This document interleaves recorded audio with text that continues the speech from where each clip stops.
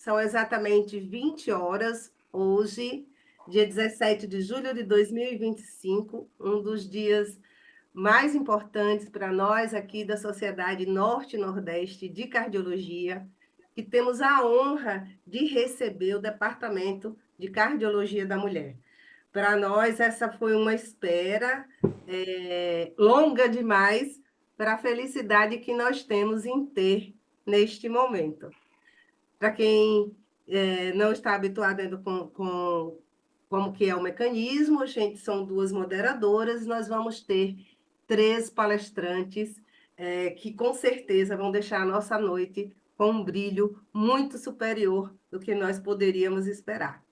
Ao meu lado, eu tenho aqui a doutora Gláucia Moraes de Oliveira, professora titulada da UFRJ, presidente atual do Departamento de Cardiologia da Mulher, atual editora eleita do nosso Arquivos Brasileiros de Cardiologia, onde nós estamos aqui para dar os parabéns por essa mulher maravilhosa, está à frente dos nossos arquivos, nossa revista mais importante da cardiologia, e a gente tem o prazer de estar aqui com a Gláucia. Gláucia vem desenvolvendo um trabalho maravilhoso, que é uma característica muito própria do DCM. Eu acho que todas que passaram pela presidência do DCM trouxeram para nós assim contribuições que a gente não pode nem dizer, nem chamar de legado. Nós chamamos agora de estruturas de fundação que vão ser eternizadas.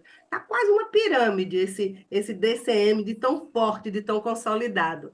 Então, é um prazer receber você, Glaucia. A gente está extremamente feliz. Em nome de todos os membros da Sociedade Norte-Nordeste, eu queria dar boa noite a essas mulheres maravilhosas que estão aqui hoje. Bom, é um prazer estar com você, Sheila. E aí, eu não vou apresentar a Sheila, todo mundo já conhece a Sheila do nome todo, mas eu vou começar dizendo por que que eu estou aqui, porque eu sou amiga de Sheila, né? Aliás, todas nós que estamos aqui somos amigas de Sheila, né? E como vocês veem, a Sheila é uma diretora nata de comunicação, né? Então, diretora de comunicação da Norte Nordeste, do DHA e do DCM. Então, vocês já descobriram por quê, né? E, para além disso, a Sheila foi ex-presidente da Sociedade Norte, desculpe, da Sociedade de Sergipe, SBC Sergipe, no biênio 18 e 19. Né? E Sheila nos está brindando hoje com essa possibilidade de estarmos aqui juntos com vocês e diante de mulheres tão especiais, tanto para o DCM quanto da Norte-Nordeste. A única que está fora da Norte-Nordeste estou eu, assim, fisicamente, mas eu estou com vocês de coração.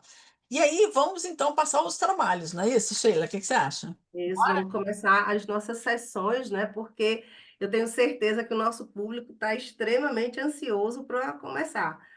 E assim, eu me Lembrar, né, sinto, Sheila, do que o A, né? Podem mandar perguntas aqui, sim, a gente sem já vai dúvida. anotando depois para fazer para as nossas palestrantes, certo, Sheila?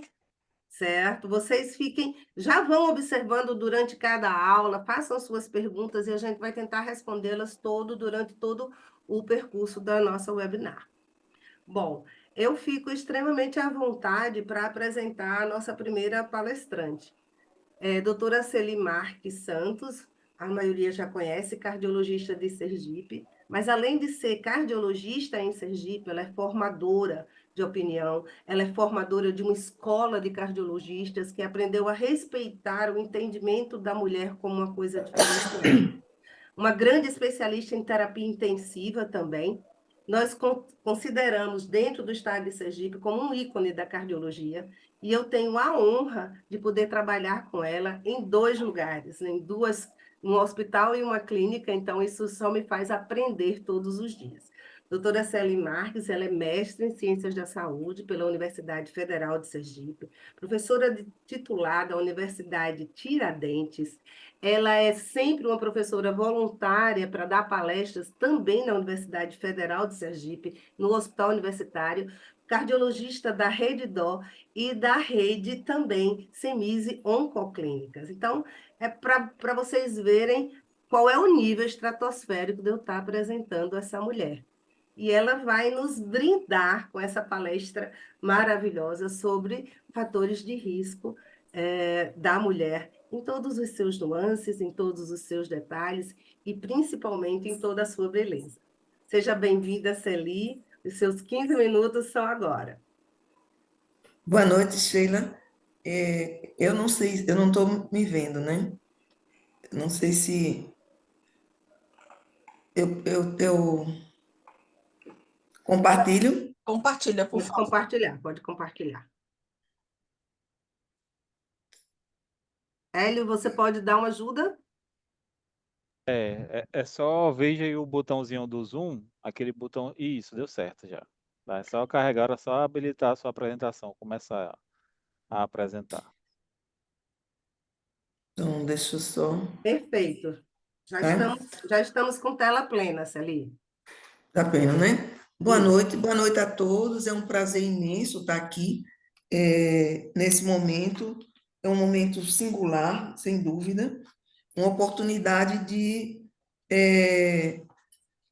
primeiro, agradecer, né? Agradecer, eu acho que, sem dúvida, parabenizar o Gentil Barreira, que é presidente da Sociedade Norte-Nordeste de Cardiologia, parabenizar a doutora Gláucia, que é presidente do DCM e que fizeram essa parceria para estarmos aqui, ao doutor Albuquerque, José Albuquerque, que é do presidente do 40º Congresso Norte-Nordeste de Cardiologia, a doutora Jaqueline, que está albergando, né, na Sociedade do Maranhão esse grande congresso, e sem dúvida não estaria aqui se não fosse a minha amiga Sheila, que, sem dúvida, mostrou, evidenciou meu nome e me escolheu para fazer o que eu mais gosto, que é falar de risco cardiovascular na mulher, de falar de fatores de risco cardiovascular na mulher. Então, eu escolhi um título, eu confesso que não tenho nenhum conflito de interesse nessa apresentação, e escolhi um título que eu precisava minimizar aqui, deixa eu ver. Pronto, consegui. E escolhi um título que é o risco cardiovascular feminino, que seria o invisível, o específico e o subestimado. Por que eu denominei para essa aula desse subtítulo? Porque apesar de sabermos dos fatores de risco cardiovasculares, e aqui eu revisando para os senhores, que tem os fatores de risco subreconhecidos, como depressão, ansiedade, abuso sexual e violência, privação socioeconômica, baixa educação em saúde, fatores de risco ambientais, discriminação racial, orientação sexual, o próprio tratamento oncológico, até o estresse crônico, eles são fatores que, junto com os fatores específicos da mulher, que é desde a menarca precoce, a uma menopausa também prematura, os eventos adversos da gravidez, diabetes gestacional, hipertensivo, parto prematuro, síndrome de ovário, aí entra o síndrome também de ovários policísticos, né? Na fase mais tenra, mais precoce, ainda na adolescência, que deve ser busca diagnosticado e bem orientado nesse sentido, tem as inflamações sistêmicas e as doenças autoimunes. Enfim, a mulher, além desses fatores subreconhecidos, fatores de risco, o fato de ter os fatores bem estabelecidos, mesmo diante dos fatores bem estabelecidos, eles são muitas vezes subestimados. Então, aqui, só para ter uma visão mais completa, é que o que eu chamo de invisível são os fatores que a gente sabe, mas que eles são subestimados, como a inflação, e nem mesmo às vezes é conhecido. A inflamação sistêmica, das doenças imunológicas, como eu falei, o estresse psicológico, a poluição, uma anemia, um infarto subdiagnosticado, que muitas vezes a mulher não é diagnosticada quando tem um infarto. Os riscos específicos, nós sabemos que existem os riscos específicos, mas eles não são multidisciplinarmente, nem tampouco durante a fase da mulher monitorizada e esclarecida. Aí tem os ovários policísticos que conduzem a uma síndrome metabólica. A síndrome metabólica automaticamente é motivo de inflamação, disfunção endotelial, aterosclerose subclínica, tal qual todos os outros fatores de risco. E o que nós já precocemente e já há tempo sabemos que é risco, como tabagismo, a quimioterapia, a própria enxaqueca, é mais deletéria na mulher do que o homem.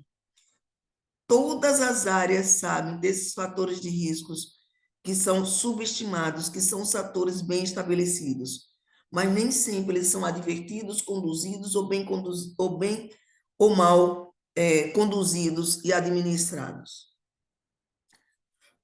Pasmem para que, segundo dados de mortalidade da doença cardiovascular padronizada por idade do GBD 2019, a maior parte da carga global de doença cardiovascular é atribuível aos fatores de risco modificáveis. Então, vejam o lastro, o campo que nós temos para trabalhar, para educar, fazer educação em saúde, a fim de diminuir, minimizar a mortalidade e até mesmo impactar nos anos de vida perdidos, ajustados por incapacidade. A exemplo disso, na primeira colocação, essa tabela mostra que a pressão arterial sistólica elevada está em primeiro lugar.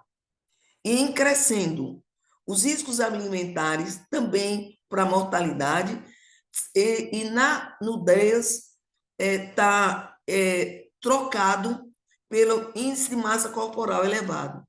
Nos últimos anos, se cresce o índice de massa na mulher. A mulher está se tornando mais obesa no mundo todo, não só nos Estados Unidos, mas aqui também no Brasil.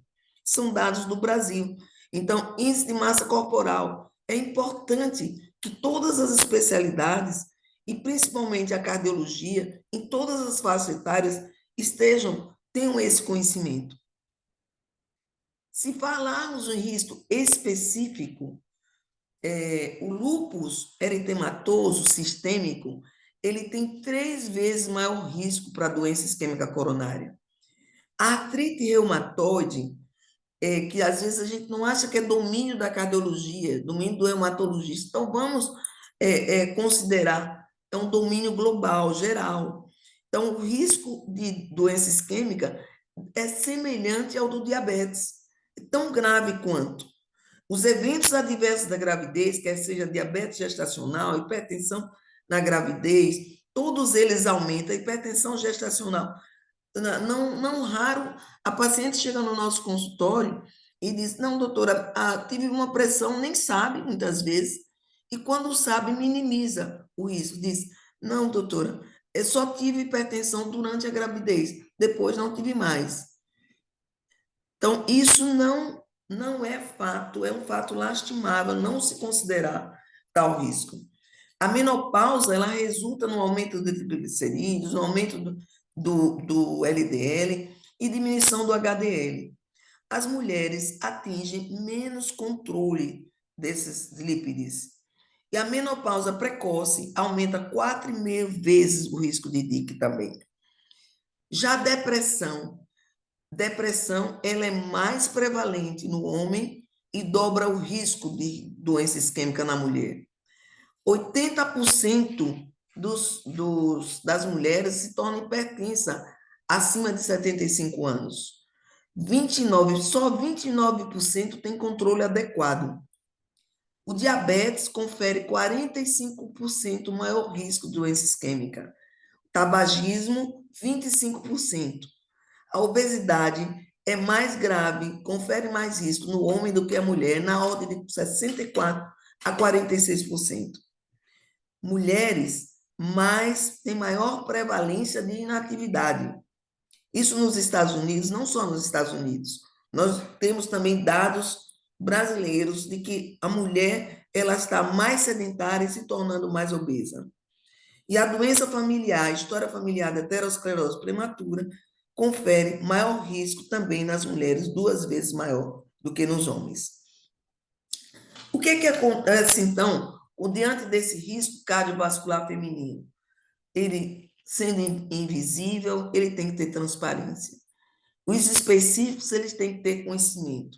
E os subestimados, eles têm que ser trabalhados, eles têm que ser enfatizados, dada a devida importância para quem é hipertenso, para quem tem dislipidemia, para quem tem diabetes.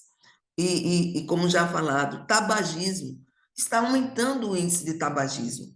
Então, é importante isso, que seja levado em consideração todos esses fatos. Porque todos esses fatores de risco, como eu já mencionei, eles promovem inflamação endotelial, levando à disfunção, levando à aterosclerose subclínica, que não é perceptível clinicamente, mas existe, né? Existe, e temos que correr atrás.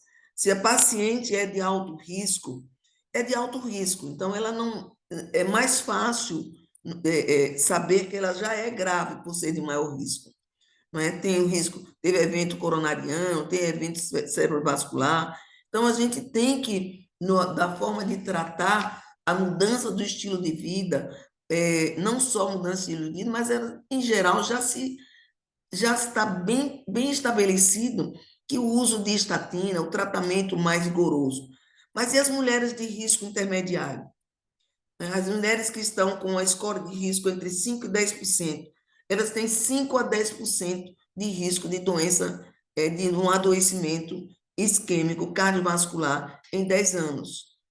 Essas mulheres, até mesmo as de baixo risco, elas têm, é fundamental a presença dos fatores potencializadores.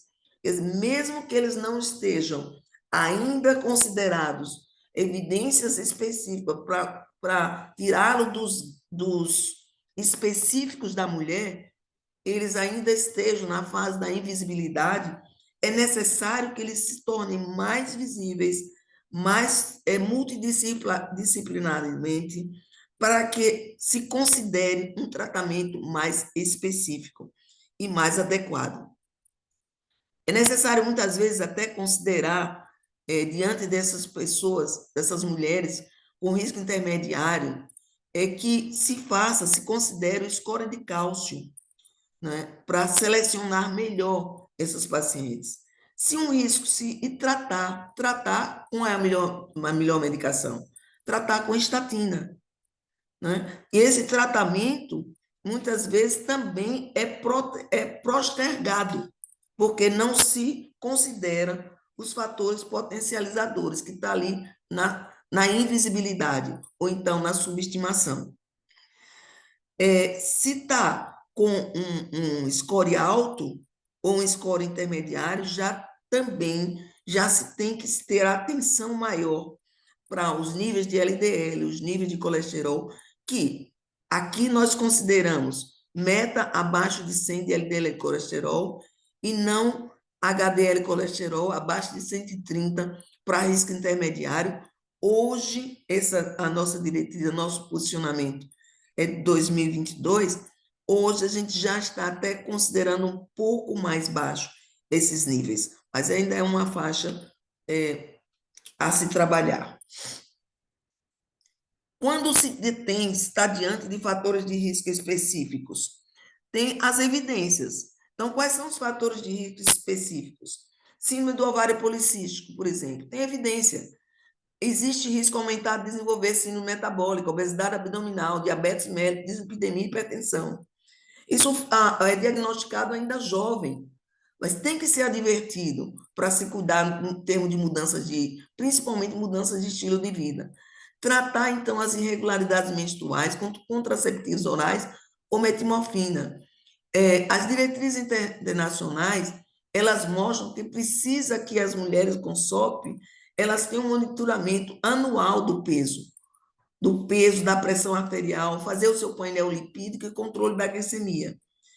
No uso do contraceptivo, na existência de múltiplos fatores de risco, DAC ou hipertensão descontrolada, valvopatia complicada. Então, tem que utilizar métodos reversíveis de longa duração, esterilização permanente, não seguros e não são eficazes para mulheres cardiopatas, diante de mulheres cardiopatas. É uma taxa de falha de menos de 1%. A doença hipertensiva aumenta a doença cardiovascular aterosclerótica. Então, nas mulheres de alto risco de pré-eclâmpsia, iniciar baixas doses de aspirina, entrar entre 12ª e 28ª semana, melhor período antes da 16ª é reconhecidamente, um conhecimento universal. Os eventos adversos, aumento das doenças cardiovasculares ateroscleróticas e 59% o risco de infarto. O diabetes gestacional aumenta 4 vezes o risco. Então, o acompanhamento obstétrico. Hoje se preconiza ampliar o tempo de acompanhamento nos 3 primeiros meses pós-parto, como se fosse um 4º trimestre da gestação. Terapia hormonal, menopausa, também aumenta risco, consequentemente, o quê? Terapia hormonal é apropriada no tratamento de síndromes vasomotoras. Dentro dos 10 primeiros anos da menopausa, mulheres abaixo de 60 anos saudáveis no momento da menopausa e considerar os fatores de risco individuais. Adotar sempre uma decisão compartilhada. E na menopausa, alcançar em qualquer idade, principalmente mulheres acima de 20 anos, em idade média, níveis de MC adequado, atividade física, glicemia de jejum e evitar tabagismo. Estes riscos minimizam a pós-menopausa. O que fazemos, então, para orientar mulheres a alcançar a saúde cardiovascular ideal? Abandonar esse risco invisível, essa posição de invisibilidade, e deixar de subestimar os riscos e trabalhar principalmente sobre os específicos. Então, é reconhecer os fatores de risco cardiovasculares, principalmente os mais prevalentes e específicos das mulheres, estratificar bem riscos e adotar medidas de prevenção primária. Isso, sem dúvida, traz talvez uma resposta que eu e a doutora Glaucia fizemos há 4 anos atrás, já o tempo passa muito rápido. As mulheres são sexo frágil ou elas são um sexo singular? Tenho certeza que é um sexo singular. Tem singularidades da mulher que precisam ser tratadas multidisciplinarmente e todas as áreas, inclusive saúde pública, envolvimento do sistema educacional, para evitar que mulheres morram, que mulheres fiquem inativas. Muito obrigada.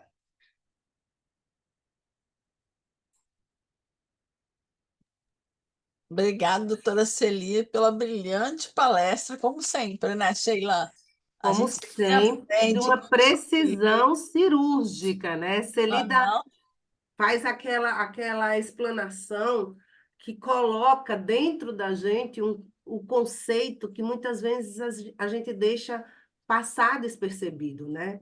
Infelizmente, nós precisamos tirar a venda dos nossos olhos, parar de ver todo mundo dentro de um painel de igualdade, perceber que a individualidade nos vai mostrar um caminho melhor, melhores desfechos, melhores cuidados, né? E isso se ele faz com uma exatidão que encanta a todos nós. É começar desse jeito, a pé direito, sempre, né? Bondade. Obrigada. Parabéns, parabéns mesmo, Celi. E, na verdade, a gente precisa chamar a atenção também, Sheila e Celi, né? A gente precisa olhar a mulher um pouco diferente, né? Não basta que a gente pense nos riscos cardiovasculares tradicionais, que na verdade já são piores nas mulheres, mas a gente tem que pensar, como a Shelley chamou muito bem a atenção, né? Aqueles que são invisíveis ou subreconhecidos e que a gente precisa perguntar na anamnese para que a gente possa alcançar um resultado satisfatório. A gente vai inverter um pouquinho a ordem, né? Porque a Lucélia está com um pouco de problema de conexão e a gente vai ter a honra de chamar a professora, certinho? Ok, a professora Maria Alaide Mendonça Romero, professora titular de cardiologia da Universidade Federal de Alagoas, e ela é ex-presidente de Alagoas, da Norte Nordeste e do nosso DCM, né? A Alaide, ela vai trazer para nós uma coisa extremamente importante, um tema extremamente importante, porque, além da importância desse tema, é um tema muito caro que nós tivemos a satisfação de apresentar no nosso congresso do DCM, porque é um registro brasileiro, e isso é fundamental, que é o registro brasileiro de cardiopatia e gestação, que é o REBECCA. e ela vai nos trazer os dados do Rebeca, que já estão, na verdade, publicados, foram publicados nos arquivos brasileiros de cardiologia, para que a gente possa discutir um pouquinho mais essa importante missão que ela está capitaneando junto com Valquíria, Cláudia, e outras colegas nossas do DCM. Alaide, a palavra está com você por 15 minutos. Muito obrigada mais uma vez por estar conosco. Obrigado, pessoal. Eu gostaria inicialmente de agradecer ao Dr. Gentil e à doutora Gláucia, presidentes da Sociedade Norte-Nordeste e do Departamento de Cardiologia da Mulher, pela oportunidade que estamos tendo nessa noite de apresentar o Registro Brasileiro de Cardiopatia e Gestação em uma sessão coroada, né, pela presença de mulheres tão importantes para a cardiologia da mulher, como nós já vimos. Eu gostaria de dizer inicialmente que o Rebeca é o resultado de um trabalho de uma equipe, de um time, que está aí representado numa foto durante o nosso congresso do Departamento de Cardiologia da Mulher nesse ano.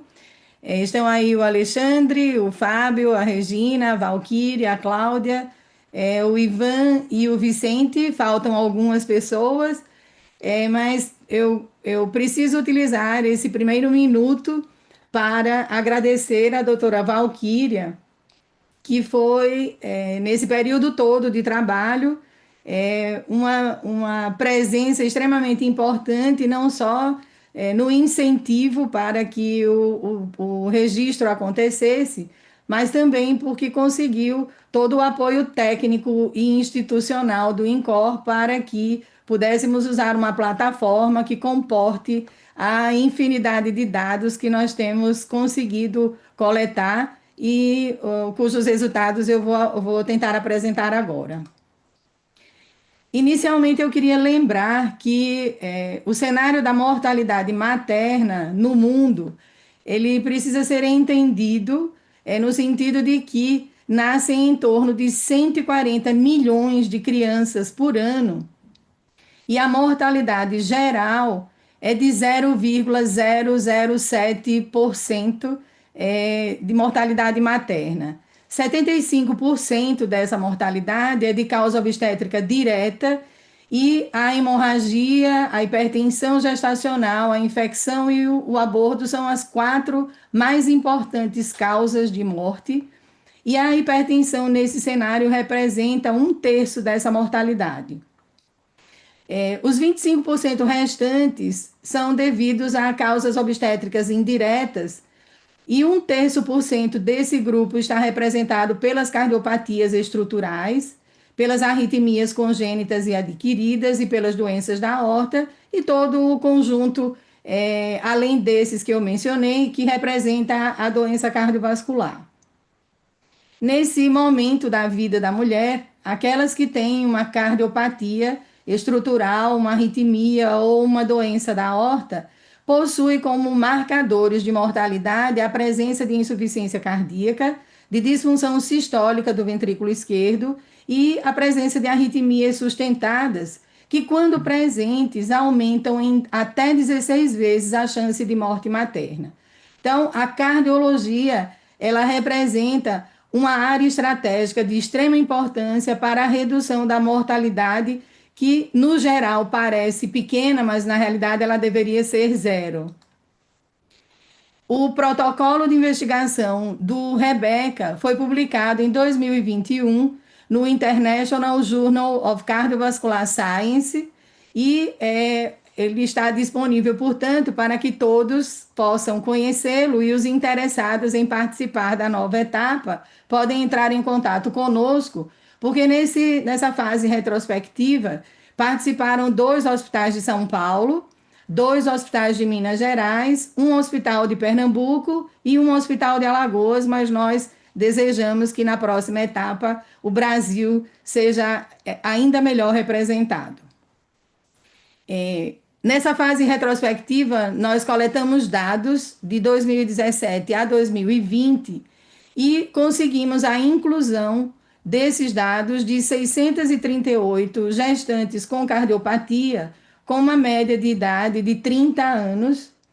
E como nós vemos, a maioria se considera branca, 62% relata ser solteira, 77% tem um nível de educação primária ou secundária completa, 60% já havia tido uma gestação prévia e o número médio de gestações desse grupo foi de 2. O dado que nós queríamos muito saber inicialmente era em relação à prevalência das cardiopatias nas gestantes, e nós conseguimos identificar que a doença valvar ainda permanece a de maior frequência. Entretanto, comparando a registros anteriores, esse número diminuiu, enquanto aumentou de sobremaneira o número de gestantes com cardiopatia congênita, que agora quase se aproximam. As arritmias primárias representaram 15% das doenças cardíacas diagnosticadas e as cardiomiopatias 11%, enquanto que a cardiopatia isquêmica já esteve presente em praticamente 4% e as doenças da aorta em 3% do grupo. Em relação à doença valvar, chama a atenção, como sempre, que a doença valvomitral é a de maior prevalência, e nesse grupo, 67% está representada pela doença reumática, enquanto há cardiopatias congênitas, degeneração mixomatosa, endocardite e ainda algumas de etiologia não definida. 60% desse grupo de pacientes sofreu uma intervenção prévia à gestação, sob a forma de comissurotomias ou plastias cirúrgicas, implante de próteses biológicas ou mecânicas, ou através da realização de valvoplastia com catéter balão. No cenário das cardiopatias congênitas, nós vemos que os shunts isolados representaram aqueles de maior frequência, mas nessa distribuição nós vemos que inúmeras das gestantes já haviam sofrido alguma intervenção relacionada à sua cardiopatia previamente. No cenário das arritmias, nós ainda apresentamos um perfil de maior frequência das taquicardias paroxísticas supraventriculares, representadas pela reentrada nodal e pela via acessória, mas avançam outras arritmias que nos países desenvolvidos, por exemplo, hoje já são representadas pela fibrilação atrial, que se tornou a mais frequente. Em relação às cardiomiopatias, a cardiomiopatia dilatada representou praticamente 70% desses casos, e a cardiomiopatia periparto é sem dúvida a mais frequente, como em outras séries já havíamos observado. Em relação à classificação de risco da Organização Mundial de Saúde modificada, nós vemos que 36% da amostra se encontrava nas classes de maior risco, e em relação à insuficiência cardíaca, 14% se apresentavam em classes funcionais 3 e 4 da New York Heart Association, e essas duas variáveis estão relacionadas em todas as séries a um pior prognóstico para as suas portadoras.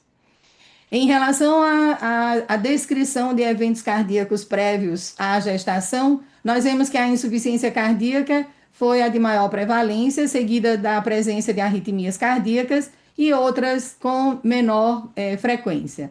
Os fatores de risco para complicações maternas mais identificados foram a disfunção sistólica do ventrículo esquerdo, a hipertensão pulmonar, a presença de fibrilação atrial permanente, a disfunção de enxerto ou de prótese e a hipoxemia crônica. Analisando as características basais dos tipos de cardiopatias identificados e as complicações, nós vemos que a classe 4 da Organização Mundial da Saúde para a gravidade das cardiopatias esteve mais bem representada naquele grupo de portadores de cardiopatia isquêmica, das cardiomiopatias, da doença valvar e das doenças da aorta. E uma prevalência muito pequena no grupo das portadoras de arritmias ou mesmo das cardiopatias congênitas. Em relação à classe funcional avançada de insuficiência cardíaca, o grupo de maior prevalência foi o das doenças da aorta, seguido das cardiomiopatias e das portadoras de doença valvar. Eventos cardíacos prévios estiveram mais presentes nas portadoras de cardiomiopatia e de cardiopatia isquêmica, e intervenções ocorreram em grande número nas portadoras de doença valvar congênita, em portadoras de arritmias, de doença isquêmica e naquelas portadoras de doenças da aorta. A mortalidade desse grupo esteve associada à presença de doença valvar, à presença de cardiomiopatia e à ocorrência de doenças da aorta, e não aconteceram mortes nas portadoras de doenças congênitas, de arritmias ou de doença isquêmica. Quando foram analisadas todas as variáveis que em outros estudos se associaram à mortalidade e outras complicações, a classificação da Organização Mundial de Saúde no nível 4 ofereceu a possibilidade de 6 vezes mais complicações naquelas que se encontravam nessa classe. A classe funcional 3 e 4 da insuficiência cardíaca em quase 5 vezes, a hipertensão pulmonar em 5 vezes, e todas elas aqui com menor frequência. Quando utilizados essas mesmas informações numa análise multivariada, as 3 variáveis que permaneceram como preditoras de maior risco de complicação foram a classificação 4 da Organização Mundial de Saúde, a classe funcional avançada de insuficiência cardíaca e a presença de hipertensão pulmonar.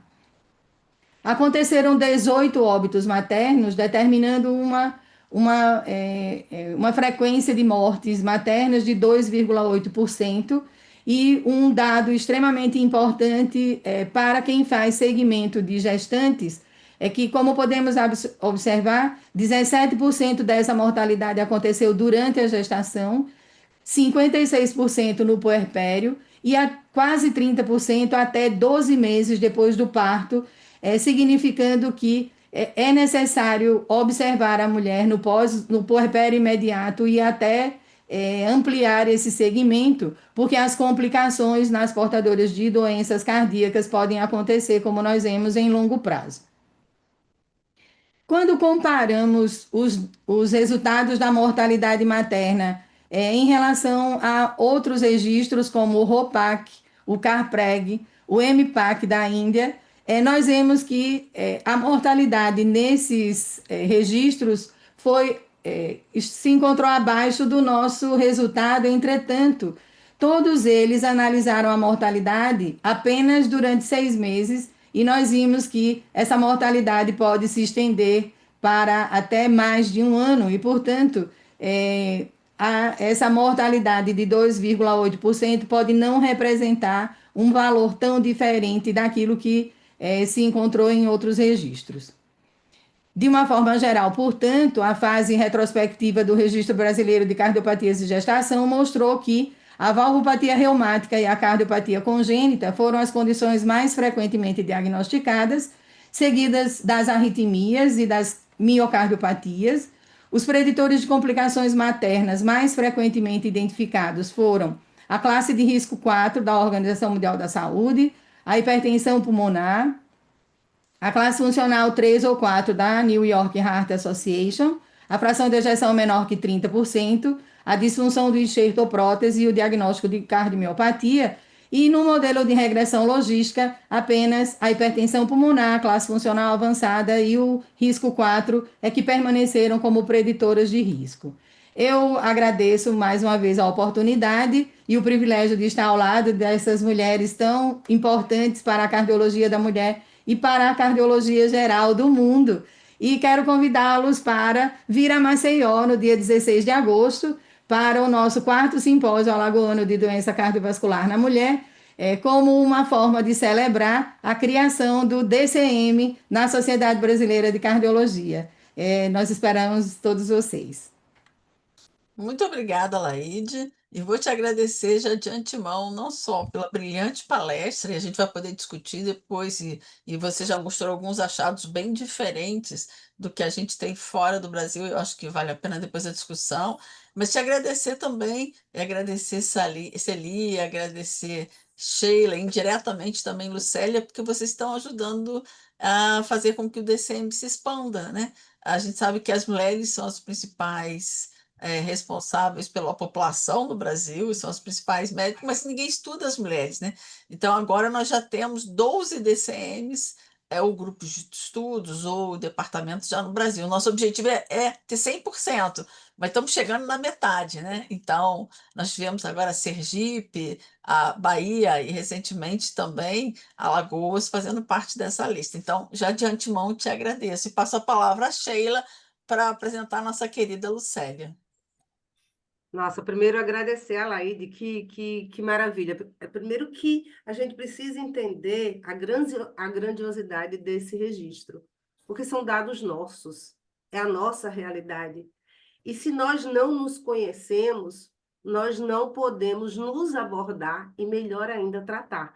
Então, são verdadeiros guerreiros esses que conseguiram, nessa essa primeira fase de luta, que é o registro Rebeca, e que ele seja um registro fixo, que seja o nosso Framingham da cardiologia da mulher, que daqui a 50 anos nós possamos estar falando e discutindo sobre isso. Parabéns à professora Valquíria, que é uma lutadora nesse campo sempre, que envolve a todos nós e a todos que fizeram parte. Espero que Sergipe esteja na próxima etapa, se Deus quiser. E agora nós vamos chamar aqui a doutora Lucélia Magalhães, por quem eu tenho um carinho imenso, uma pessoa que me direcionou dentro da hipertensão, né? Se hoje eu me digo hipertensóloga, é uma influência enorme que a doutora Lucélia tem sobre mim, uma amizade que cresceu de uma maneira linda e pura e permanece até hoje. São vários anos, a gente não vai contar, porque não fica bem esse tipo de comentário, mas são muitos anos juntas nessa amizade. Doutora Lucélia, todos conhecem, é da Bahia, é ex-presidente do DHA, no biênio 22-23, é coordenadora do curso de medicina de Eunápolis, no que se chama Unisul Bahia, que acabou de ser avaliada com nota 5 de excelência, e a gente quer aqui de pronto dar os parabéns para essa coordenadora, que a gente sabe como é difícil colocar uma universidade, uma faculdade dentro dos níveis de avaliação. Mas não é surpreendente tendo você como coordenadora, minha amiga. Seja muito bem-vinda e os 15 minutos são seus. Obrigado, Sheila, pelas belas palavras. Não sei como você descobriu Eunápolis, nota 5, eu nem tinha referido isso, mas muito obrigado por ser sempre muito carinhosa, muito atenciosa. Bom, gente, eu peço desculpas, né, invertemos as posições, mas simplesmente porque a internet caiu, eu tive que mudar de computador, mudar de e-mail, mas eu espero que agora a gente possa apresentar o nosso assunto, que é a hipertensão arterial nas mulheres. A pergunta é, existe alguma especificidade? E eu vou apresentar aqui. Ok. Me veio? Apareceu, gente? Me escutam? Está aparecendo, Lucélia, já está. Está iniciando, está tentando abrir. Tá. Deixa eu ver aqui. Hélio, pode ajudar? Aqui, acho que Pronto, já chegou. Entrou, agora é só colocar no modo apresentação. Isso, aquela. Pronto. Estão me vendo? Estão vendo o slide? Não, tudo certinho. Tá Tudo bom, certinho. gente. Só Vale a pena, só colocar em apresentação, né? Já coloque a coloquei. apresentação. Já coloquei. Clique lá embaixo, que ela está na parte de modo tela seu. Apresentação. Vocês não estão vendo o slide? Sim, mas não no modo slide de apresentação. A gente está vendo Eu já botei com os naquela. slidezinhos do lado. Você clicou na televisãozinha lá embaixo? Aquele. Cliquei. Tenta clicar de novo, que acho que não foi. Acho que não foi. Aqui, como é que eu volto aqui? Não, é só clicar em cima da televisão, não precisa voltar, não. Não, não consigo. Tente ir lá por cima, clique lá em apresentação de slides, lá no menu de cima, aí iniciar a apresentação de slide, lá no menu de cima. Eu não estou vendo o menu de cima aqui, não. Eu só estou vendo o Ah, menu de baixo. lá em cima tem página inicial, inserir, design, transições, animações, aí tem apresentação de Apresentação de slide. slides. No seu computador, não No na seu, tela Zoom. Aqui, Lá quando você. naquele. lá em Aí em cima. cima, aqui onde tem página inicial, quando você vai fazer, onde ficam seus slides em listinha, aí você tem página inicial, e depois tem inserir, design. Como que... Eu vou parar, tá? Aqui Aham. e vou para Recomeçar. começar. Share screen, ok? Isso. Aqui tem Sheila, aqui tem já a minha aula. Aperta aqui, Na sua Na aula, sua screen. aula. Screen, isso. apareceu? Perfeito, Agora agora sim, Agora apareceu. perfeito. Perfeito, Lu. Pode Pronto. vir. Bom, gente, Ave Maria, isso é muito estresse. Bom, o que eu vou falar sobre hipertensão arterial na mulher, se existem especificidades, eu diria que sim, que existem muitas especificidades. E quando o CELI colocou os fatores de risco clássicos e os não clássicos, não se toca muito na hipertensão porque ele é tão prevalente, ele é tão importante, que ele fica praticamente como um fator de risco separado, que passa a ser uma coisa muito importante. Então, nós podemos ver aqui que as duas variáveis mais importantes na biologia, que são chamadas absolutas, é a questão da idade e o sexo. Assim, entender a mulher na sua idade, fases pré-púbere, reprodutiva, menstruais de gestação e menopausa. Então, são momentos muito diferentes das mulheres que precisa ser entendida de uma forma cíclica. E tem uma frase de uma famosa doutora Elizabeth Bercombe que dizia que mulher é uma eterna onda. A fase reprodutiva, nós temos os contraceptivos hormonais, a hipertensão arterial, o tabagismo, a insuficiência cardíaca e o risco hormonal trazido pela beleza e juventude que as mulheres estão sendo cada dia mais bombardeadas.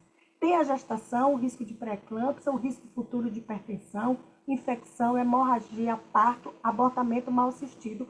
E a gente tem na Bahia a morte materna, é a maior causa de morte do Brasil é na Bahia, que é um dado que nos incomoda muito.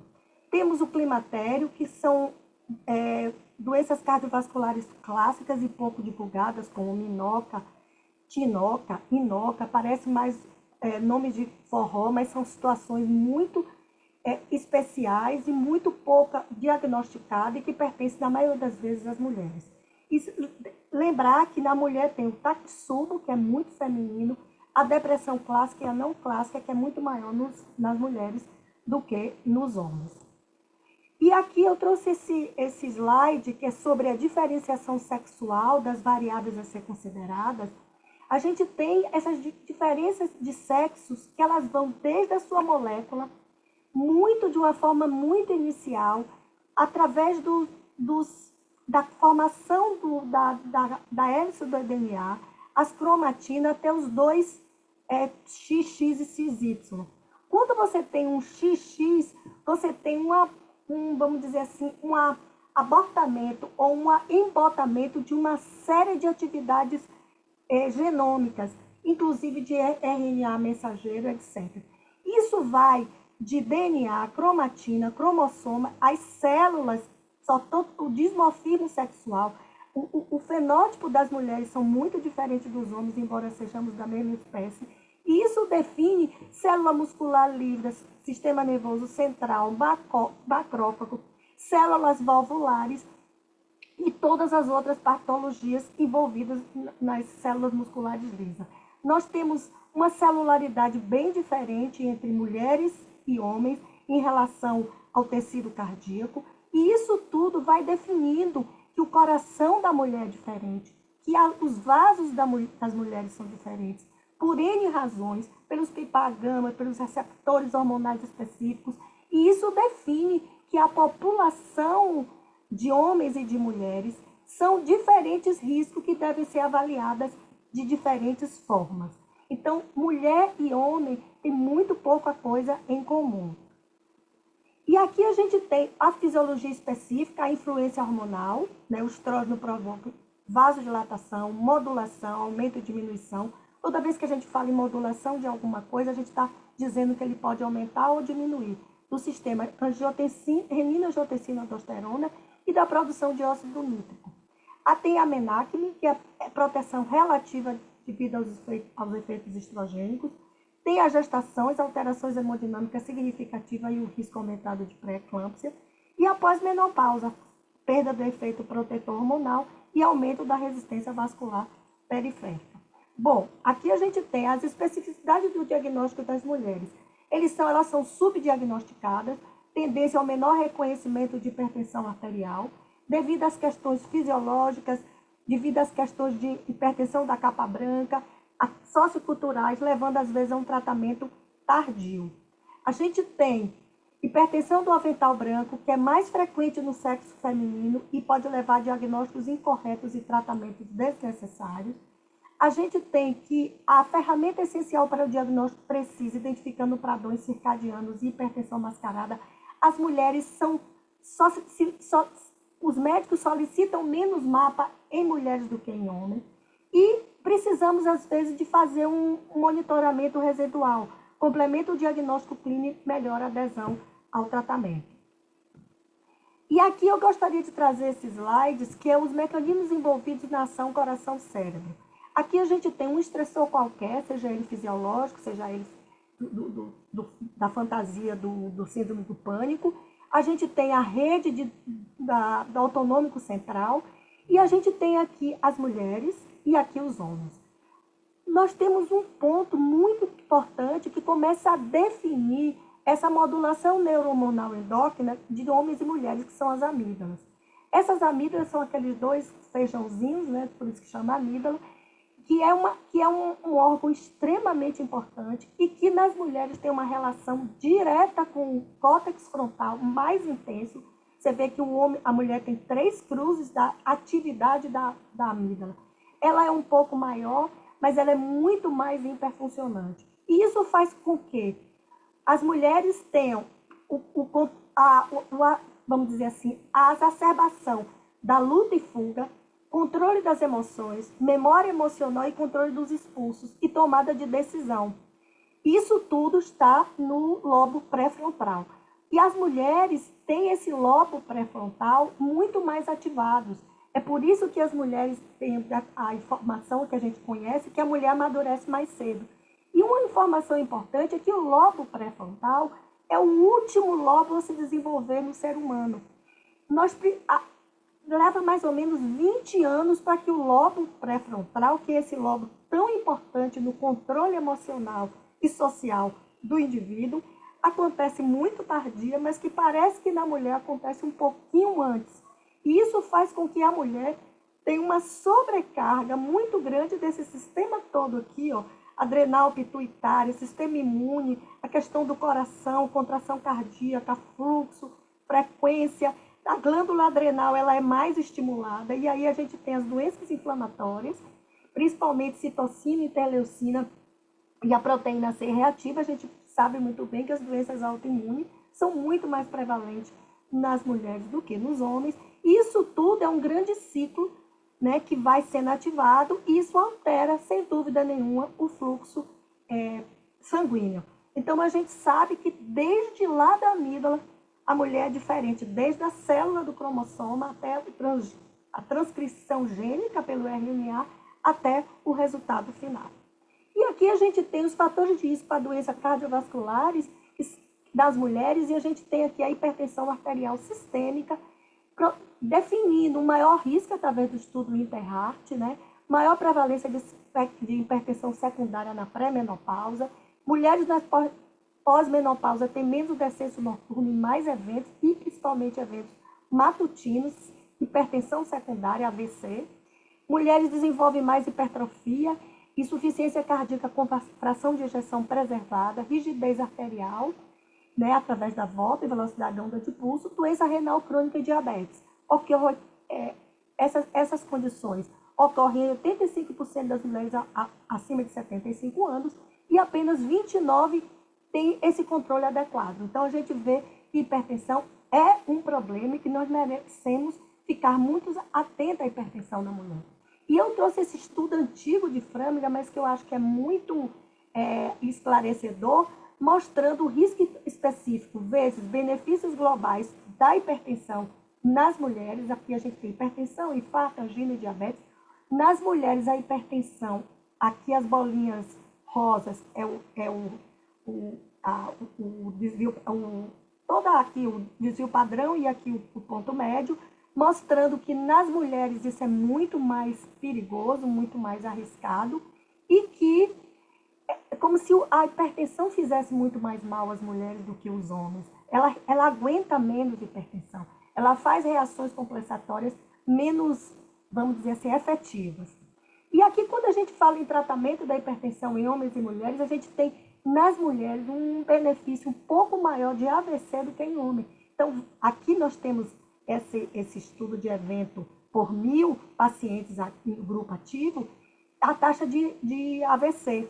E a gente tem aqui, esse aqui é o controle, sem tratamento, sem efeito.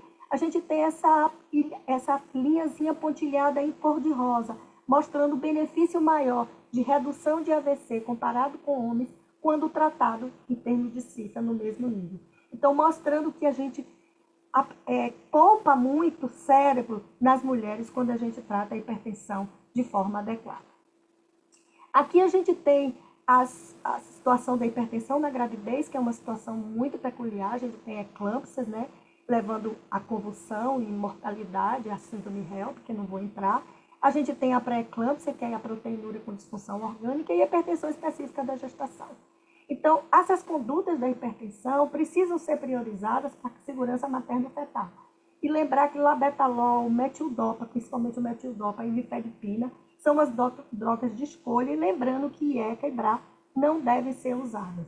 Nos casos de pré-eclâmpsia severo, o protocolo de sulfato de magnésio para a prevenção de convulsões e o controle pressórico com labetalol deve ser instituído.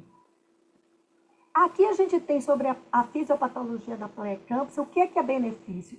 Efetivamente, o benefício é o delivramento, né, o parto, a aspirina e o cálcio ainda interrogado. E não tem benefícios repouso, óleo de peixe, ácido fólico, alho, restrição de sódio, vitamina C, D e E. Existe um potencial estudado com alguns benefícios. A pravastatina, não sei por que a pravastatina, a gente pode discutir, a metformina e o exercício moderado. E aqui eu trouxe as definições e classificações de distúrbios hipertensivos da gestação. A gente já tinha falado gestacional grave, proteinúria. E aqui a gente tem as situações de pré-eclâmpsia, hipertensão crônica e pré-eclâmpsia sobreposta, hipertensão gestacional, tá? Esse foi um resumo feito por Alessandro Negri na Revista Brasileira de Hipertensão, agora bem recente, de 2 meses atrás. E tratamento das mulheres. Eu queria chamar a atenção para um fator. 80% das gravidezes não são desejadas, ok? Então, a recomendação é que mulheres em fase fértil, que varia de 12 a 55 anos nos Estados Unidos, elas devem evitar IECA e BRA, tá? A não ser que elas usem métodos contraceptivos muito seguros, e a gente não sabe o que é seguro, porque às vezes o que é seguro, a não ser que seja uma salpingectomia total, devido aos riscos teratogênicos associados.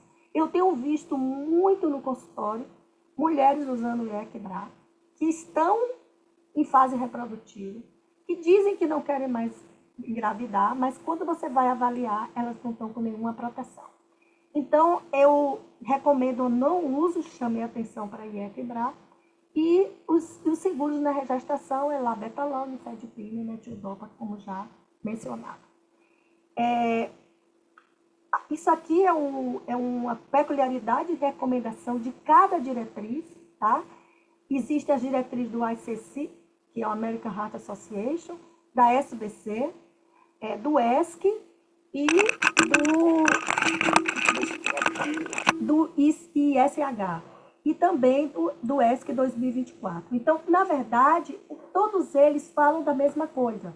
Em mulheres de idade fértil com contraceptivas hormonais, mulheres em idade fértil sem contraceptivo, gestantes, mulheres no climatério e mulheres na menopausa. Na verdade, não existe uma grande diferenciação de recomendação e que a pressão arterial acima de 140/90, em quase todas elas, a gente já considera hipertensão, e o tratamento deve ser imediato, seja tratamento não farmacológico, seja tratamento farmacológico, e atento se está na fase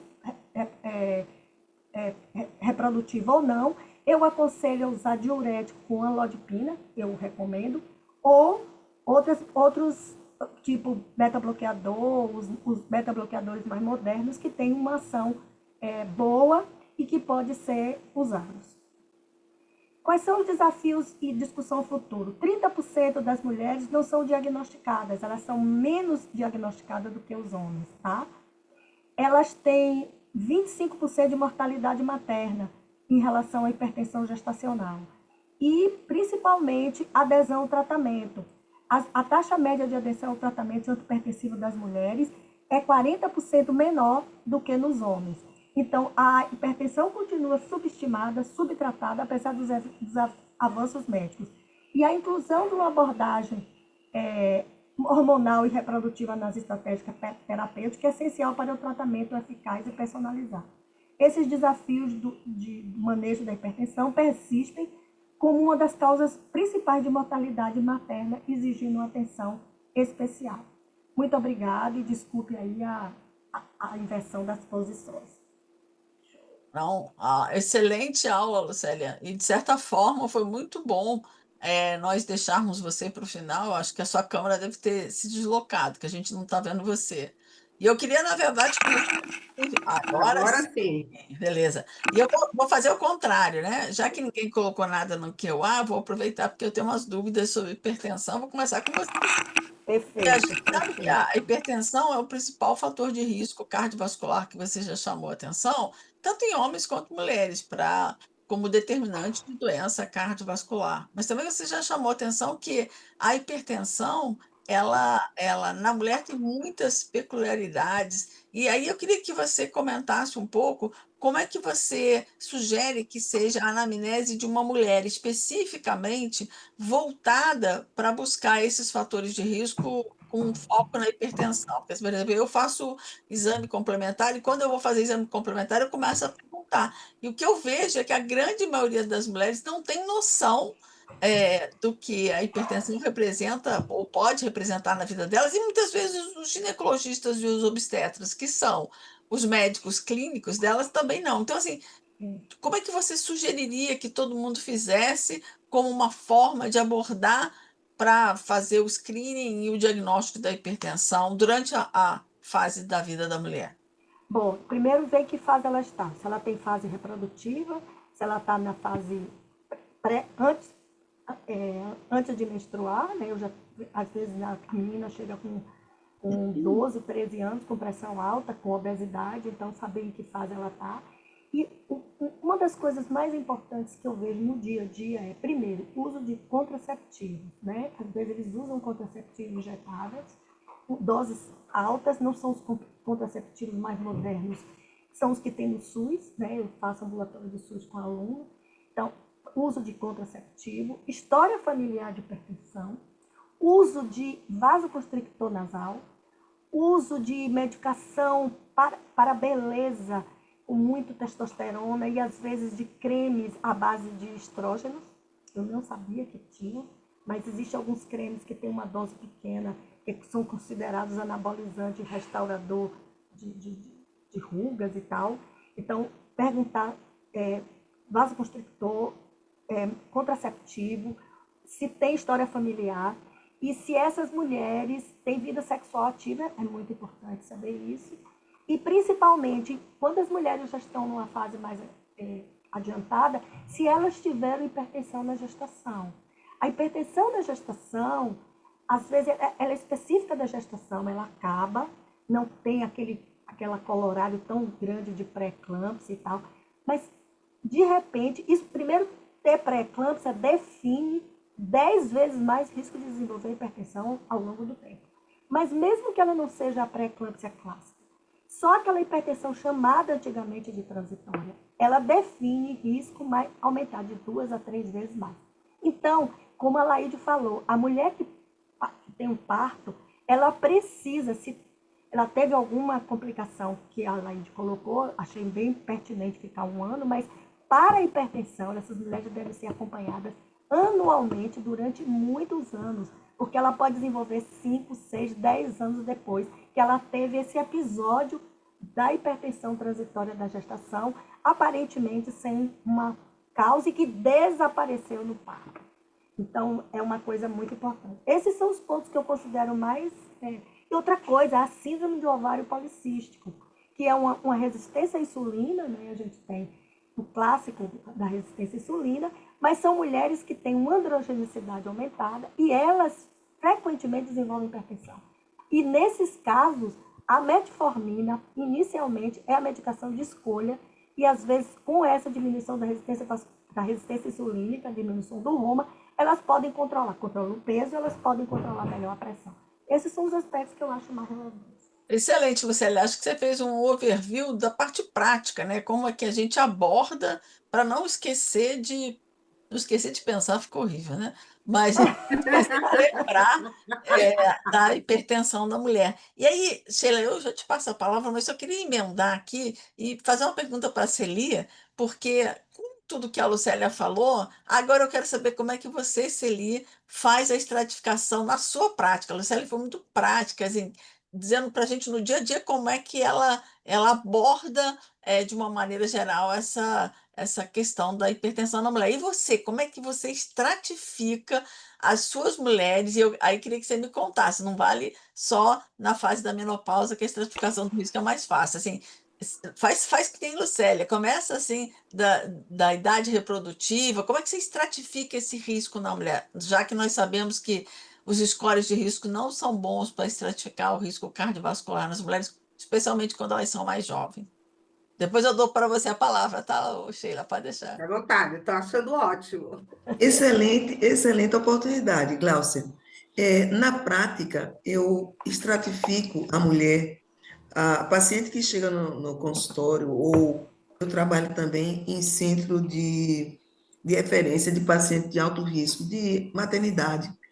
Então, primeira coisa que eu acho que é importante que eu faço é educar, é informar a paciente dos agravos, por exemplo, de risco. Outra é desconsiderar a idade.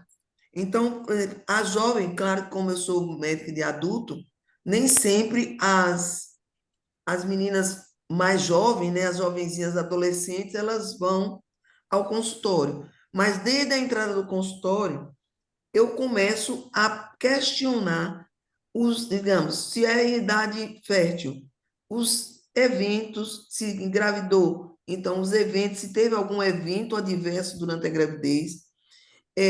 Meus alunos em si, eu já oriento no sentido sempre de questionar, independente da área, a área pediatria, a área de ginecologia, todas as áreas que lidam com mulher, tem que estar atento. Por exemplo, síndrome do ovário policístico é muito pouco explicado e muito pouco visto. Geralmente, quando chega no consultório, já está numa fase mais avançada, já está com distúrbio metabólico, já está em outra situação que a gente poderia desconsiderar, considerar muito antes.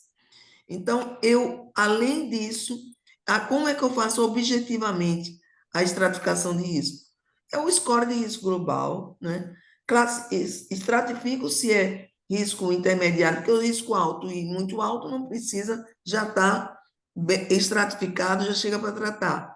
Você tem que orientar, mas a minha preocupação maior é na estratificação risco intermediário e risco baixo, que muitas vezes, pelo desconhecimento, esse paciente que não foi agregado esses fatores potencializadores, né, que a gente chama ainda, porque não está inserido nos estratificadores de risco, como risco absoluto nos scores. Então, você introduzi-los sempre, mulher, os fatores de risco potencializadores. Então, eu acho que esse é um fato muito importante. É você, antes do adoecimento mesmo visível, você identificar um ovário policístico, identificar se tem aquela a menarca, né? Questionar essas coisas todas a nível de consultório. E daí, com essa estratificação de risco, se for um risco intermediário, eu atento um score, um dado mais que é o score de cálcio, né? Eu vou estratificando, nem sempre eu peço angiotomo, mas eu pelo menos eu peço uma tomografia de tórax para investigar a coronária, para avaliar cálcio. Você mesmo foi até, eu tenho conversado com colegas sobre até nos casos de mamografia, né? De identificar quem faz a laudo, tentar identificar isso. Você até nos advertiu. Então, é assim que eu faço a estratificação. Na maternidade, especificamente, a gente até está lutando para que ampliar essa área de educação, é para treinar desde o residente até os próprios ginecobstetras a mostrar a importância de informar o paciente e que ela leve essa informação adiante. Então, a gente tem feito esse trabalho de formiguinha, é claro que é de formiguinha, mas eu acho que tem dado certo, porque às vezes eu pego mais adiante, na universidade mesmo, eu pego a paciente já bem mais informadinha, trabalho de formiguinha. E quando tem oportunidade, treino as equipes de saúde, já fiz vários treinamentos de equipe de saúde de município, na atenção primária, para pegar esse leque, né, de colegas que estão aí na frente, na primária de risco, para identificar esses riscos. É assim que a gente leva a estratificação. Perfeito, brilhante. Obrigado, Celine, mais uma vez. Passar a palavra à Sheilinha para poder ter umas perguntas no que eu acho. Sheilinha, com você Então, agora. a gente tem perguntas que até se combinaram aqui no chat.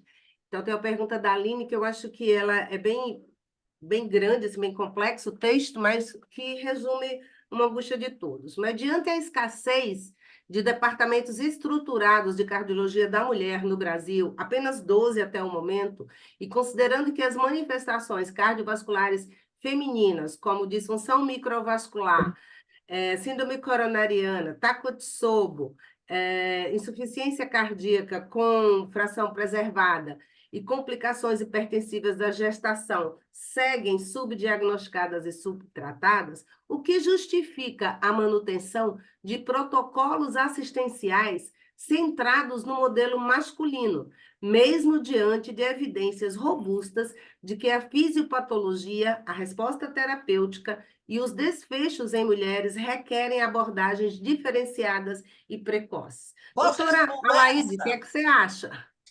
só posso dar uma resposta bem rapidinho antes da Laide. É, Tá. é por isso que a gente está aqui, viu, Aline? É só por isso. É justamente estando aqui, abrigados, por exemplo, pela Norte-Nordeste, a qual eu agradeço mais uma vez, discutindo isso e com a sua angústia, que é a nossa e a do mundo, que a gente vai mudar esse cenário. Só para passar para a Laide aí, por favor. Eu penso que essa é a pergunta que talvez todas nós nos façamos todos os dias, mas eu vejo o cenário da cardiologia da mulher com uma grande dose de ânimo e de esperança, porque na realidade, nas duas últimas décadas, o que tem acontecido é a construção disso que nós estamos vivendo agora. Há 20 anos atrás, não havia webinar, mas não havia também discussões tão abrangentes sobre a cardiologia da mulher enquanto uma subespecialidade. Eu penso que o conhecimento que foi produzido ao longo das duas últimas décadas e os inúmeros cenários, né, em que essa discussão ocupou espaços está levando para as mudanças que nós queremos, que é, na realidade, a mudança da formação do profissional de saúde, que não acontece da noite para o dia pelo nosso desejo, né? Eu sempre discuto com meus estudantes e os meus residentes que quando sai uma diretriz, o conhecimento embutido naquela diretriz demora pelo menos 10 anos para chegar na ponta. Exatamente. E Isso, nós isso. vivemos uma época em que 10 anos é muito tempo, né? Porque as diretrizes elas são reavaliadas e publicadas com o novo conhecimento, às vezes, de um ano para o outro, né? Então, eu creio que todas as vezes que nós conversamos sobre a saúde cardiovascular da mulher, em qualquer que seja o cenário da graduação, da pós-graduação, na nossa prática com as nossas pacientes, nós estamos criando o projeto de mudança que é o nosso desejo. Eu acho super interessante o trabalho imenso que nós temos que fazer. Cada vez que eu converso sobre menopausa, com as minhas pacientes e elas me dizem, mas doutora, a menopausa não é só uma fase? Aí eu falo, não, menopausa é para o resto da sua vida. E se você viver 100 anos e a sua menopausa aconteceu aos 55, você vai viver 45 anos na menopausa. E isso demonstra a falta de conhecimento que nós mulheres temos sobre a nossa própria biologia. Isso. Ou quando alguém me conta que está fazendo atividade física e sugeriu-se que ela usasse testosterona como uma reposição. Aí eu falo, mas olha, a testosterona não é um hormônio feminino, você não vai repor, você vai colocar em você algo que não faz parte da sua biologia. Então, eu me sinto assim extremamente privilegiada por fazer parte dessas gerações atuais da cardiologia, porque nós vimos a cardiologia mudar de ponta a ponta. Quando eu era estudante, havia muito pouco a ser feito com os portadores de fibrilação atrial, com a insuficiência cardíaca de fração reduzida, que a gente nem Não falava, né, existia, nem nisso aí. falava. É. E hoje nós sabemos o quanto mudou, né? Então é uma questão apenas de muito trabalho, né? E ter a certeza e o desejo de que as mudanças vão acontecer, elas já estão acontecendo. Eu gostaria de complementar, Aline, é que nós estamos vendo a história acontecer. Nós hoje somos 12 departamentos de cardiologia distribuídos pelo país, quando antes éramos apenas um grupo que discutia gravidez e cardiologia, fundado pelo professor Januário. A partir daí, a nossa história começa. A partir daí, nós mudamos a história. Então, quando a gente começa a partir de um ponto, é que a gente constrói a linha. Essa linha ainda é muito longa e vai demorar muito. Nós estamos cada vez mais agregando a multidisciplinaridade. O pessoal da ginecologia, eles hoje estão muito coesos conosco e a gente tem percebido a interação de fatores de risco que são agregados. Eu estou agora, vai sair, só dando um spoiler, deve estar para sair a qualquer momento na revista de hipertensão, um artigo nosso falando especificamente sobre endometriose e hipertensão. Então, veja como nós estamos aprendendo mais. Esse caminho é um caminho ainda muito longo, porque nós vamos ter que construir, muito provavelmente, scores definidos para mulheres, e vamos ter que definir ainda mais coisas, porque a própria situação de transgêneros já vai trazer uma outra realidade que nós vamos ter que agregar em todos os contextos. Então, isso é absolutamente móvel, é crescente, e é para isso que a gente precisa que vocês estejam conosco o Já que você tempo vai dar todo. spoiler, eu também vou dar, viu, Sheila? A gente agora, no dia 26 de julho, nós estaremos no Congresso da Associação Médica Brasileira lançando a nossa plataforma do DCM. Nós já somos muito ativos no Instagram, então nós temos no Isso. Instagram mensagens não só para as mulheres em geral, né, os pacientes, nossas pacientes, mas para os médicos que querem aprender a tratar as mulheres. Temos um canal do YouTube e agora vamos ter a nossa plataforma que vai ser lançada. Então, vocês terão a oportunidade de multiplicar os conhecimentos. Nós somos só 12, mas nós valemos por 1 milhão, né? Porque barulho a gente faz até dizer chega, É aquela coisa, 12 mulheres juntas, nem 1 milhão de homens cala. né? Então, a gente E sabe que a vamos gente ter faz o nosso barulho. posicionamento, viu, Aline, que vai ser apresentado no Congresso Brasileiro de Cardiologia. Vai ser apresentado no primeiro dia, na quinta-feira, de 8 até às 10. Você está convidada para assistir. A gente vai discutir um outro grande problema que a gente não discutiu aqui, que é a questão da doença cardiometabólica, né? A Laide já chamou Exatamente. atenção, Celi também da obesidade, Lucélia. Então, todo esse conjunto, essa constelação de fatores cardiometabólicos perpassam a vida da mulher ao longo do tempo, a gravidez, e vai ter que ser A coberta própria endometriose, que vai estar também em técnica, né? posicionamento. Então, já convido vocês já que é para dar spoiler, vamos dar juntos, né? A não só estarem conosco no lançamento e quem participou do Congresso, o DCM tem a sua inscrição grátis no Congresso da Associação Médica Brasileira, por uma parceria que nós fizemos. Então, quem for de São Paulo, ele é em São Paulo, no Distrito Anhembi, e quem tiver possível participar, é só refazer a sua inscrição usando a sua inscrição anterior. Sheila, quer, então, Nós temos mais uma pergunta aqui no isso que eu ia QIA, falar. que é mulheres... A Lu saiu? Caiu? Caiu, Sheila. Bom.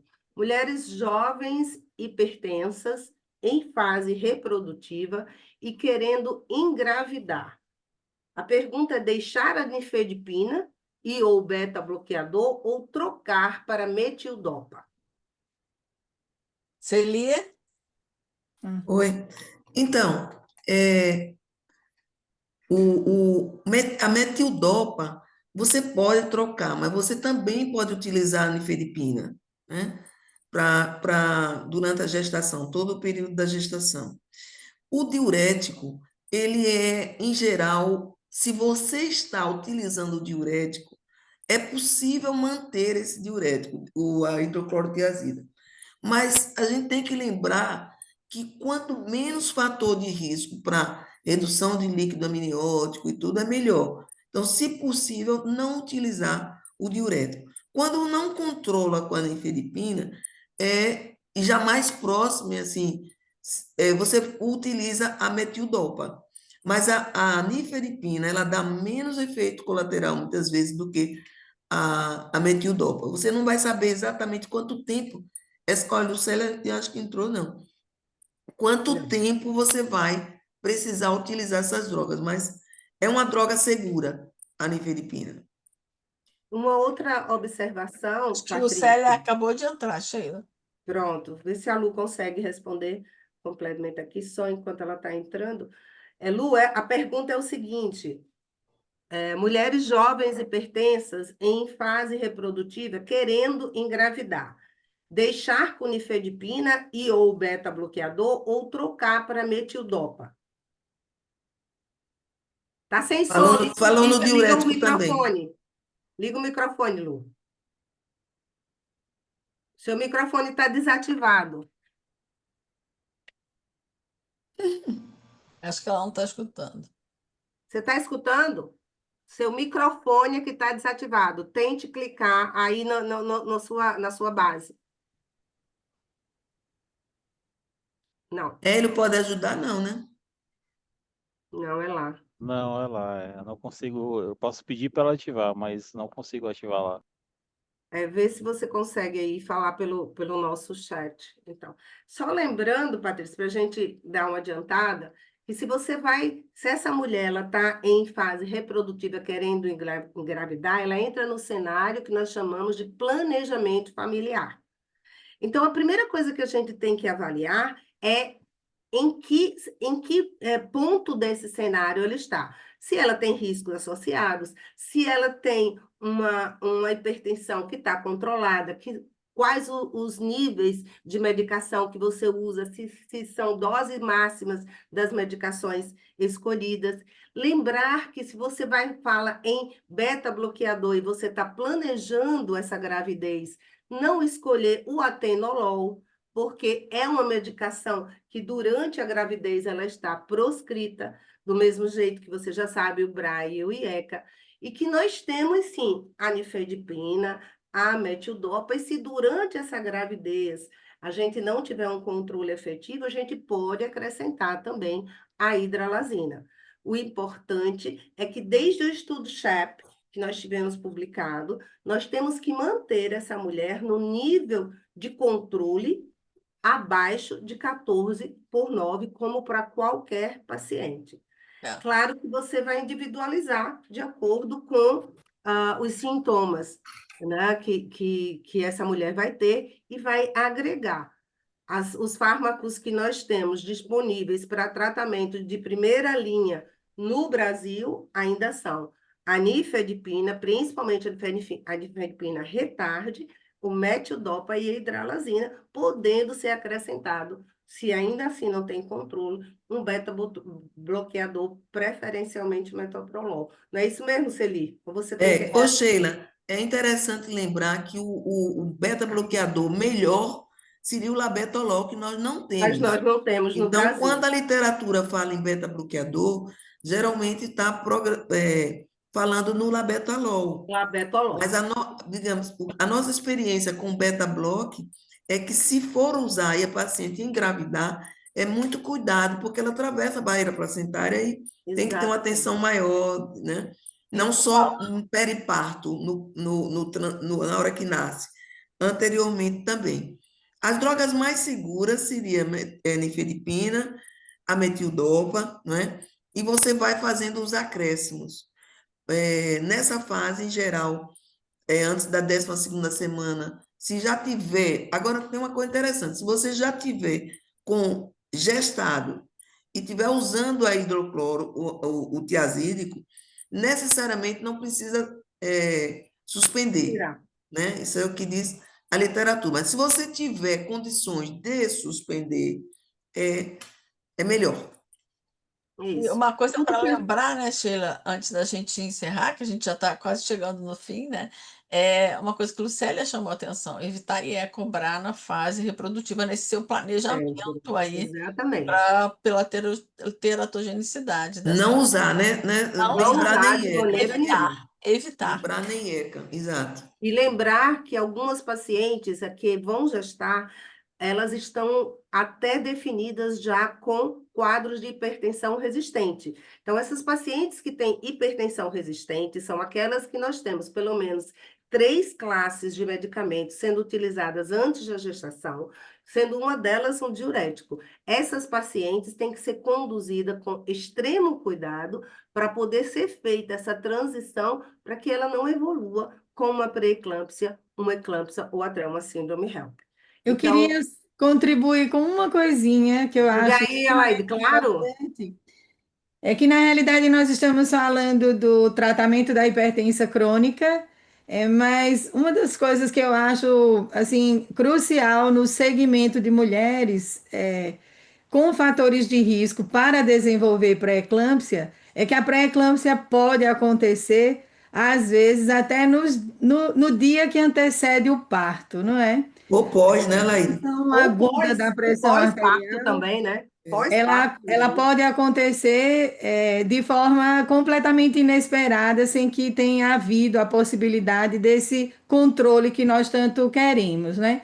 Então, eu creio que uma das coisas também, respondendo ao que a Aline perguntou, que nós precisamos incorporar na investigação de mulheres que engravidam, é esse conjunto de fatores de risco, né? Mulheres cada vez de mais idade, com excesso de peso, com história familiar de pré-eclâmpsia e inúmeros outros fatores que podem desenvolver pré-eclâmpsia, e não nos esqueçamos que 1/3 da mortalidade durante a gestação ou no puerpério é decorrente da hipertensão arterial.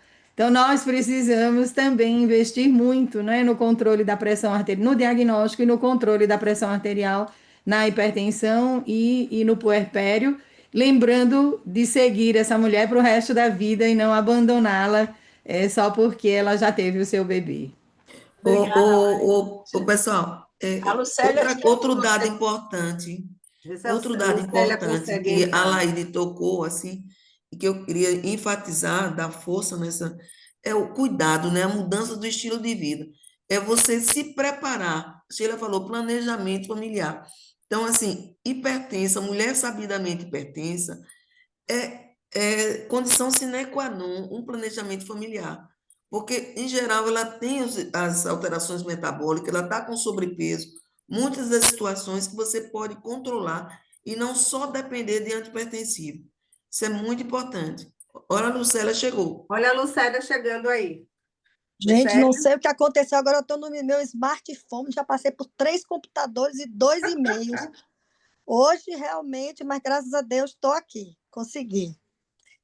Eu vi as perguntas, mas não sei o que foi respondido. O que é que vocês querem que eu responda? Estamos aqui. Só você Mulher que queria quer complementar engravidar. sobre a questão da mulher que já é hipertensa e quer engravidar. Qual seria a Sim, melhor escolha terapêutica quando você vai fazer essa transição de fármacos? certo. A primeira, se ela já estiver usando um Brau, um IECA, suspender logo. Se ela não estiver usando, tentar fazer a lodipina e associar a lodipina ao labetalol. Por que, que eu não dou logo alfa-metildopa de vez? Porque ele é um fraco antipertensivo e ele não, ele tem, às vezes tem na rede, mas às vezes não tem, e ele é, vamos dizer assim, caro para você comprar. Eu não sabia que era Mas, tão Lu, a caro. gente não tem labetolol no Brasil. A gente não tem labetalol no Brasil, mas a gente tem aqueles mais modernos, que é o Concor, Metoprolol. bisoprolol, que é mais parecido com o labetalol, porque ele tem atividade simpático-mimética intrínseca, tá?